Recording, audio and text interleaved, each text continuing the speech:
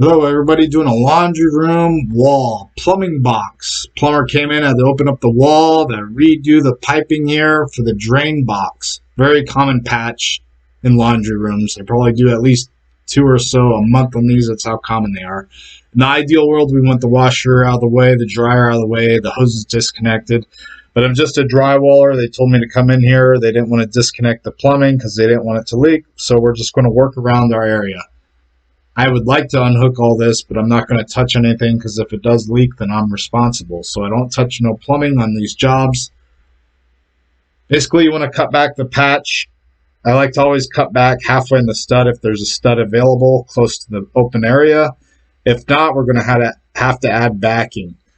If you can't cut back to the stud, then add backing, 1x2s, 1x4s, 1x3s, whatever it takes. You want to add backing.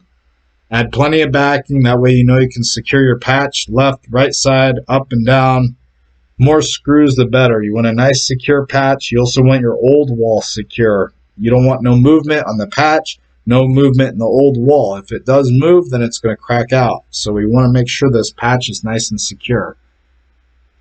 This basic area is a bunch of little patches here, then one big patch in the bottom, so I'm just going to piece it in. You could also cut a big area and just did a U-shape horseshoe patch.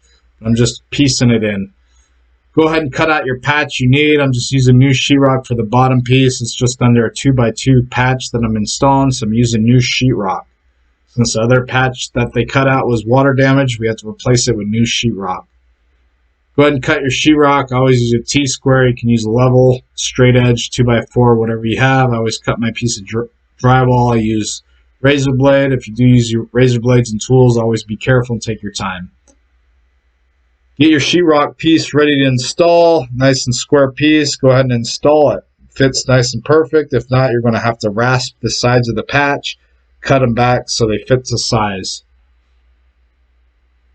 These rasps, if you do have a rasp, they're nice to have. You can just rasp the size and they fit nice and clean. Nice clean patch. Add plenty of screws and all your wood backing that you added. I always like to add screws every 2 to 4 inches. Plenty of screws. Plenty of screws, nice symmetrical, clean layout on your screw pattern. You want to make sure your screws are sunk deep, not too deep in the sheetrock, just recessed in it, so when you do run a knife over it, you don't hit the head of the screw heads with your drywall knife. With this area is tight area, so I got to mask around all these goofy pipes and plastic off everything. So you always want to contain your work area whenever possible. To contain, I could have did this before I sheetrocked also, or before I mud. It's all the same.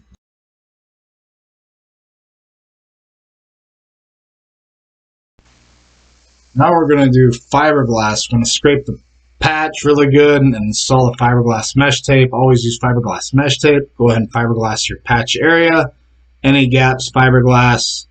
All around the joints, fiberglass really nicely.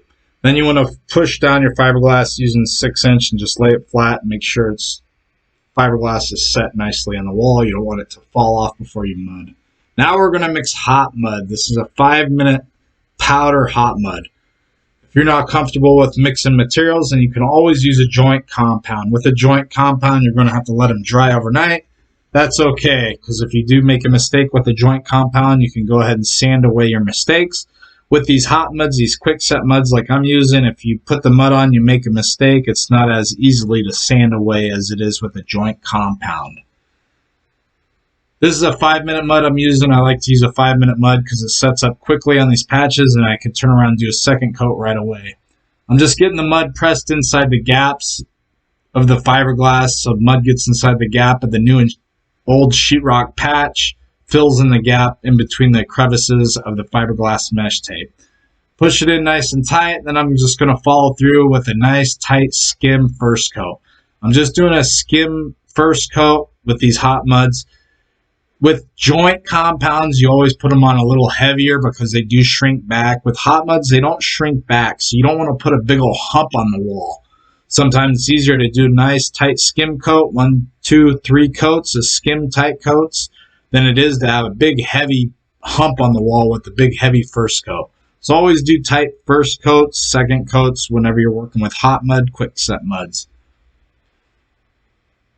Once you get the patch all coated out, then you want to clean up your tools. Always clean up your tools after you're done using quickset muds. You don't let them sit on your tools or they'll dry and be rock hard mud caked on your tools. That's hard to get off. I'm just cleaning up my tools in a water bucket and a sponge method. This is an easy method if you don't have a hose hookup. Once we get our tools cleaned up, then we can follow through with a 6-inch knife and a sponge and slick out our patch, basically slicking out the first coat to take off the extra mud. It's kind of like a wet sanding technique, but it's called slicking out. Once you get the area all slicked out, then you can follow through with a second coat. I'm basically like the first coat, but I'm going to do a nice tight skim coat, second coat. You always want to go past your first coat mud with your second coat. And always do a tight skim coat. We're not trying to put a hump on the wall like I said on the first coat part.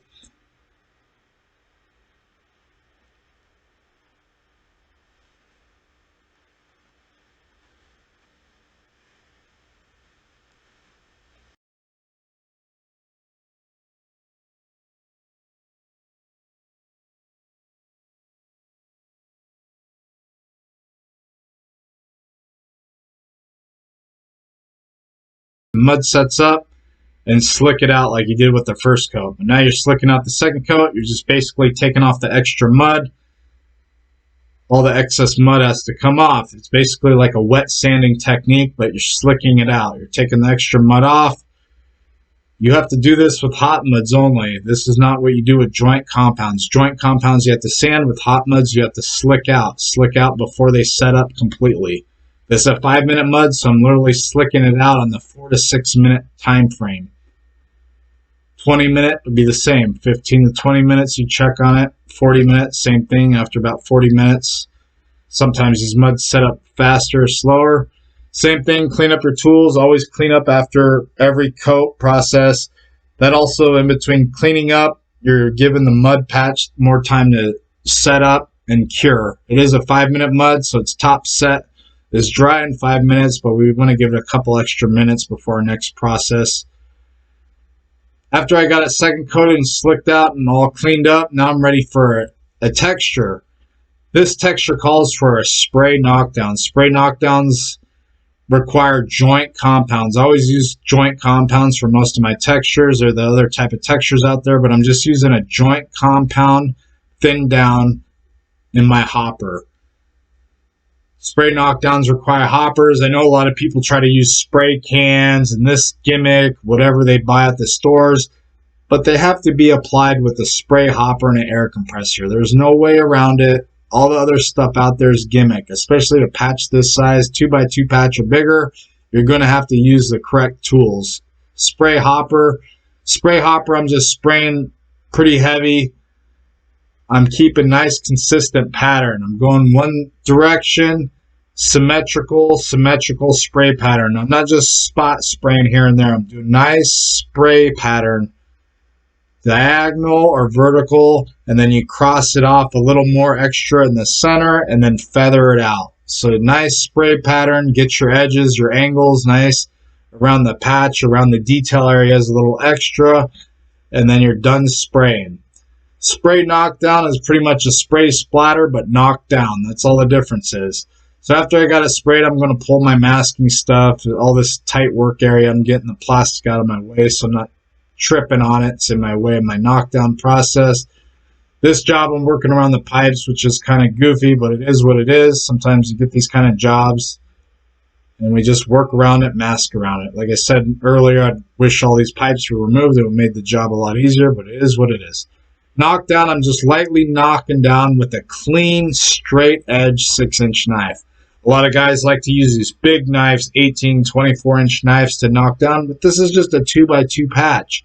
Sometimes it's easier. You have better knife control with a smaller straight knife than you do with a big knife. So go ahead and use a nice 6-inch knife to do any knockdowns. If anybody tells you differently, well, hey, I'm a licensed drywaller and I've been doing this for a long time. So go ahead and knock down with a straight 6-inch knife. There can be a curve in it. Nice straight 6-inch knife. Once you get the area all sprayed up, cleaned up, go ahead and clean up your hopper, clean up the area, your work area, clean it all up.